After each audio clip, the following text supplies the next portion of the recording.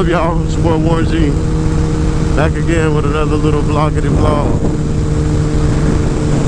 I think today we'll talk about why Evan from ejrperformance, Raceaddict321, and Nick from nicksperformance tuning are the reason why I've been able to modify and tune my bike the way that I like to make it perform as it does without, you know, melting off the ECU. Like I stated before, I had a little bit of tuning know-how. I played with the power commander, the auto tune on the on the Honda. So this has the Woolwich Racing, you know, the software and hardware and all this, so I can be able to tune the bike. But I'll say when I first got this bike, and I thought that it was as simple as, you know, riding around, clicking, you know, setting up all your values and clicking auto tune and you was done.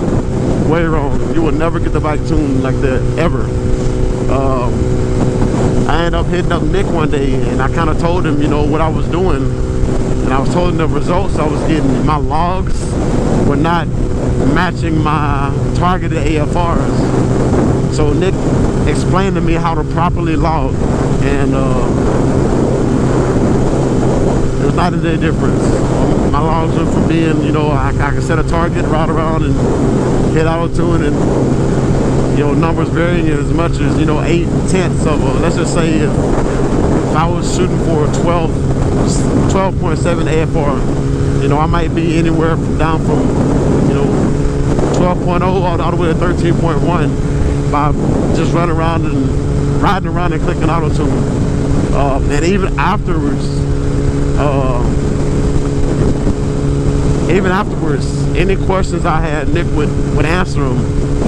A lot of people don't know, the homie Mez was on Nick's tune, and he had a shifter problem. They could never get the shifter problem figured out, and we asked Nick to go ahead and unlock his ECU, and Nick agreed. He took all of his tunes out, of course, gave him a basic pump tune to ride on, but he sent us back pretty much an empty ECU with just a pump map, and even afterwards he still gave us tips on, you know, like tuning with E85, and hit up the homie Mez and told him, you know, this is how you would go about the tuning for MR12. So like I said, I was one that actually tuned the pump map originally on Mez's bike, and Mez started fine-tuning it himself. But, you know, Nick was always been A1 with that. He didn't really say anything bad. He just was like, okay, you know, I can't give y'all my tune, but I'll give y'all something for him to ride on until y'all can tune it yourself. So like I said, Nick is A1. I would always recommend somebody sending their bike or their ECU to him and let him flash and tune it through the mail. A1 guy. Secondly, you know, I've explained already how Raceaddict, I watched all his videos, and I went about to setting my bike up accordingly, and took some of the basic, you know, knowledge from the novels in the description, or comments I should say, and modified this bike accordingly. So this bike is set up really aggressively. My Vortex rear sets are set to in a really aggressive level, so I can easily tuck out of the wind. I don't have to fight much to, you know, to tuck while I'm riding. All I do is, you know, I'm fully forward on the tank, I'm stock wheelbase on the hit. I'll shift in a second. I go ahead and transition into no space between the seat cowl and your butt, chin on the tank, elbows tucked in. That was all Raceaddict, you know. That was all me studying his videos and learning how to properly get out the wind. So like I said, I didn't really talk to him a lot, but just the knowledge that he has is the second reason why I was able to get my bike as it is. And last but definitely not least, Evan from EJR. After I think you know, like I said, Evan was I always heard from some of the homies I was riding with at the time that he was real cocky, and you know, like I said, the bikes that he was racing were fast. But I think at some point in time I kind of realized I don't know, his bike seems fast to me. So after he started making his YouTube more known and putting out more videos, I actually hit him up. And it actually took him a long time for him. I added him on Instagram and I would DM him. You know, he was busy. It took him a while, so I kept commenting on this video like, bro, I left you a DM. Check it out when you get a chance. Something's on my nose. And so finally, he seen the comment, or he seen my comment, then he seen my DM. So we started chatting, and from the get-go, I don't remember exactly what I asked him, you know, but we started having conversations between each other, and said at no charge, you know, I was watching his Turbo Warren's like build series, and when he first started, and I would ask him questions, and he always answered my question, and I set my bike up accordingly. And you know, those basic questions, tune questions, whatever, you know. But I remember he was watching a video of me and Tiger racing, and he was saying, you know, your bike is definitely a lot faster than what you think it is, but on your shifts you're losing momentum, and that momentum makes a lot of difference in a race. And so I was like, well, what do you mean? And he's like, you know, you could turn it down with woolage. I don't know, I think he said he was like 55 or 60 and like the factory quick shifter settings. And I had turned mine down really low, but I was having some inconsistencies. Sometimes it just didn't want to shift. You know, you could click on the shifter as hard as you wanted to, and you would just get a little blip feeling, but it wasn't enough to actually disengage that gear. But it was inconsistent. And he was like, you know, this is what you do. Your momentum is what's losing you races. You know, your bike is actually faster from what I'm seeing. So this is what you do. So he was like, boom, get race tools, and I'll send you my race tools map. Cool with me. So he did, and after I did, you know, I was surprised. You know, the bike went from being stock height and stock wheelbase to race tools. Man, that first ride was something stupid. I remember, you know, screaming up to, of course it was turned down with, you know, ETV, I think to somewhere around 75%, and going from 75% ETV to 100% on the second gear shift.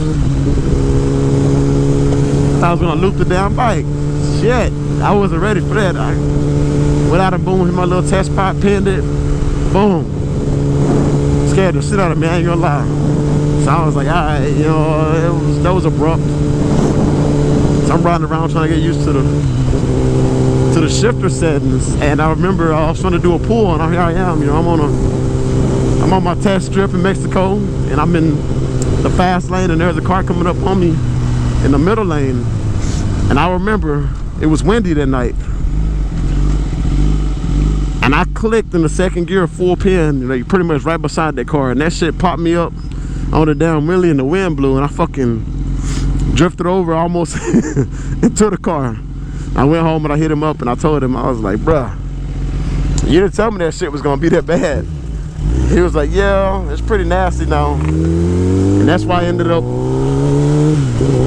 lowering the bike, and it helped. And after I lowered it again, that's why I have these weird spaces I put on that one video. I lowered it again, and it helped a little bit more, but it didn't matter. He was like, man, you're just gonna have to deal with it and get a strap. He kept telling me forever, you know, get a strap. I was always running, you know, just lowered and had the ETV pretty dialed in. It would do consistent 385s or something like that, 60 to 130, which, you know, I couldn't hit as hard as a lot of the guys, not being at 100%, but if I was close, I could always reel them in, you know, or freeze them, and then that was the race. But I could tell that me not being strapped was a holdback. So, you know, he was always helping me, like, you know, your bike is fast, your bike is fast, do this, do this, do this, do this, do this. And I remember one day he actually hit me up, and he was like, hey, if I send you a sticker, will you put it on your bike? And look, here's the deal. For all the knowledge and tips that he gave me, he sent me this sticker for free. Why would I not, you know, help him out? He at the time wasn't as big as he is now, but why would I not help him out for helping me out? Now, a lot of guys take advantage of that. You know, they, like I said, they're running on his research and everything that he's figured out to do to these bikes. They've got all the same stuff done, but they're claiming it as their own. I see it all the time. So I'm representing him and showing my appreciation by running his sticker on my bike. My bike has never been to Evan.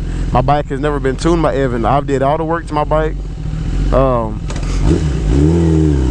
All the tuning and stuff, that's all me. But like I said, him answering questions was enough to show me that he was all right.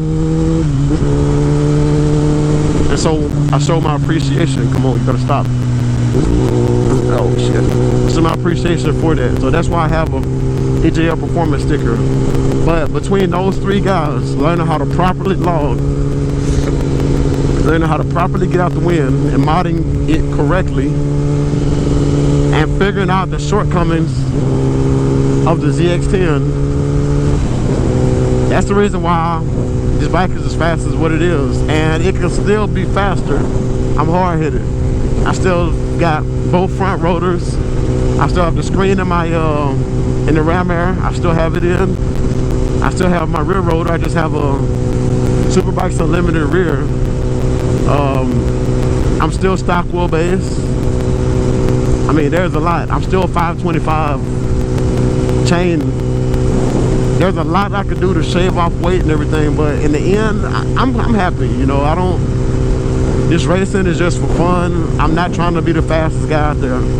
I could, but it's just not me. So that's why I will always give my shout outs and give my thanks to those three guys. So when people ask me, hey, will you tune my bike? I usually tell them no. Mez's bike is the only bike I've tuned besides mine. I know the asshole said he was going to bring me his Gen 5. So that will be the only two. Besides that, I always recommend either Nicks or Evan to everybody with a Gen 5 or a Gen 4 ZX10 for that matter. So that's just my spiel about how I got it to where it is. That's enough for this vlog. I still have the part 2 of our trip to Canada to post, and it probably will be posted up before this video, but this is recorded after. So I guess I'm gonna tell y'all to appreciate the subs, appreciate the comments, appreciate the likes. Thanks for all the thoughts. We had my uncle's funeral yesterday. You know, everybody ride safe, ride within your limits, wear your gear. Even though you might see me not wearing mine, it is what it is. Wear your gear. I don't want to be responsible for anybody getting hurt trying to, you know, emulate what we're doing out here in the streets. And with that one, to the next one. Peace.